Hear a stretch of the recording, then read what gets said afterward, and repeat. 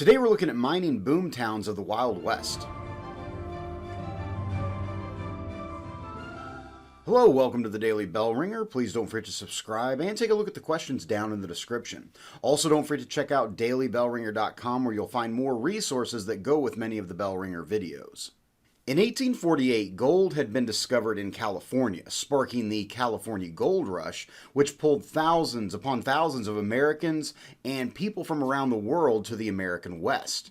The California Gold Rush reached its peak in 1852 and then began to decline.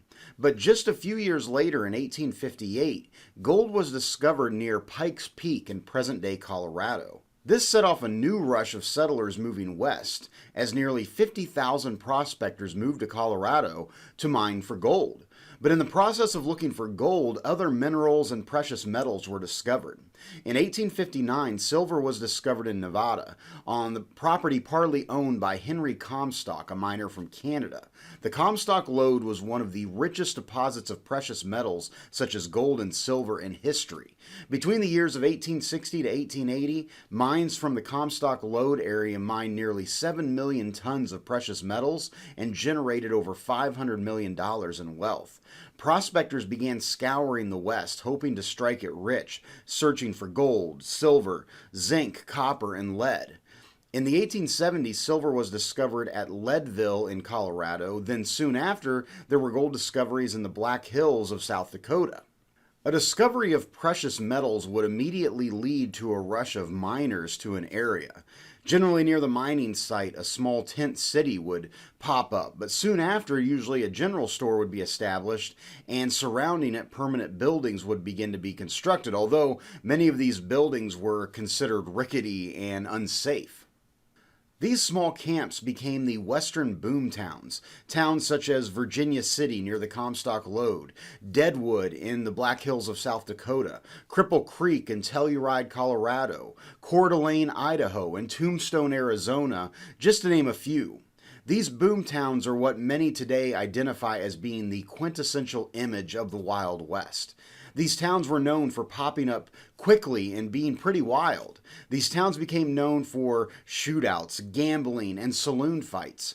Interestingly, with the towns developing so rapidly, there was little time to consider basic city functions such as trash pickup or sanitation. So many times these towns were described as being dirty places because garbage would just be thrown out behind businesses. Hotels and saloons were the centers of activity in these boomtowns. Many miners would strike it rich only to lose their fortune gambling at the saloons. Violence and robbery became a common occurrence as many miners would be carrying a lot of money after making a strike. It was common for the average citizen to be carrying a gun for protection. Most towns sprung up so quickly that law enforcement was not able to develop, and in many towns it was completely non-existent. Many of the boomtowns could not afford to hire a sheriff, so there was a lot of vigilante justice. And by that I mean citizens of the town taking law into their own hands. If someone committed a crime, citizens would many times organize a posse or group of men to ride out and hunt down and capture the criminals. These towns were overwhelmingly populated by men. Estimates are that most towns had a ratio of 9 men to every 1 woman. Women did not work in the mines, but rather opened businesses in mining towns, such as laundries and stores. Many women helped to establish churches and schools in the boomtowns. Railroads began to stretch into the west to carry the large amounts of mined ore back to the east to be used in factories. Many of the larger boomtowns began to be connected by rail lines. But as the late 1800s wore on, the areas where these boomtowns popped up began to be completely stripped of their resources. Without any regulations on mining practices or the amount that could be mined, suddenly the mine would run out. When this occurred, many of these boomtowns just as quickly became deserted. Virtually overnight, the miners all left to find riches elsewhere, and the town was abandoned. Today, scattered throughout the American West are the empty shells of these once bustling communities.